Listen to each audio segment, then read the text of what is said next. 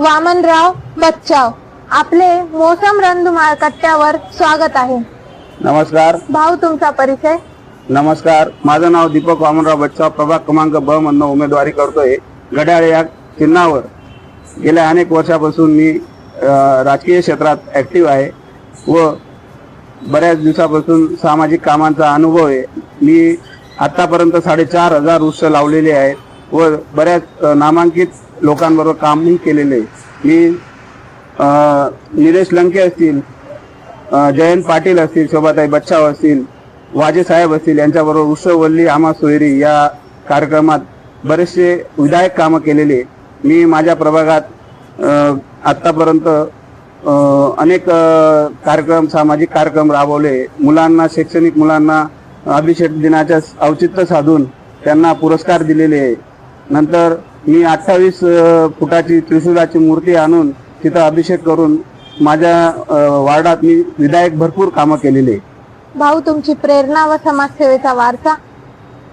माझा कुठलाही सामाजिक राजकीय काही असं हे नाहीये, पण मला एक प्रेरणा मिळाली की समाजाचं काही देणं लागतं, म्हणून यामुळे मी ही निवडणूक लढवली आहे।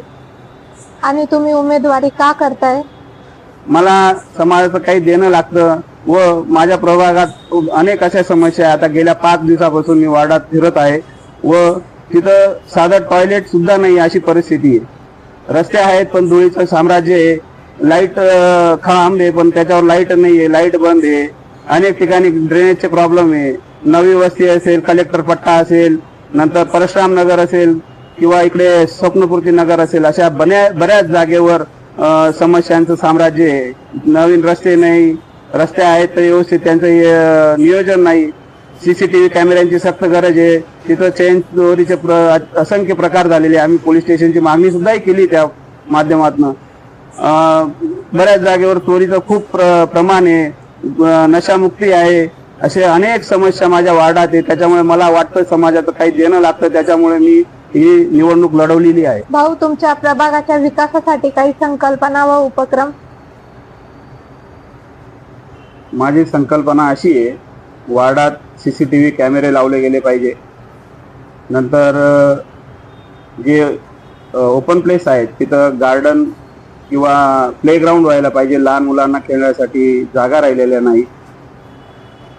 नंतर वाड्या वस्ती स्वच्छतेसाठी प्राधान्य दिलं गेलं पाहिजे। वेळेवर पाणी सोडलं गेलं पाहिजे। नंतर साफसफाई तर झालीच पाहिजे। लाईटचा मोठा मेजर प्रॉब्लेम आहे आमच्या तिकडे। लाईट खंबे आहेत पण लाईट राहत नाही, बरेचसे लाईट उडलेले असतात।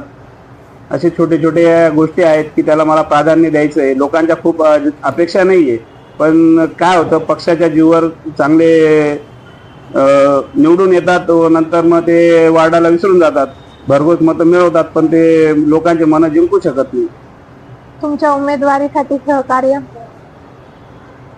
सहकार्य मला राष्ट्रवादी अजितदादा गटाकडनं मला उमेदवारी मिळाली व त्या संधीचं मी सोनं करतोय।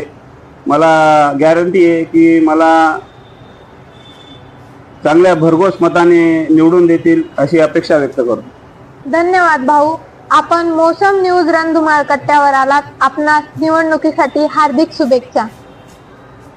तुम्हाला व सर्व प्रेक्षकांना, जनता जनार्दनांना आवाहन करतो की मी राष्ट्रवादी घड्याळ या चिन्हाकडनं उमेदवारी करतोय। मला भरघोस मतांनी निवडून द्या।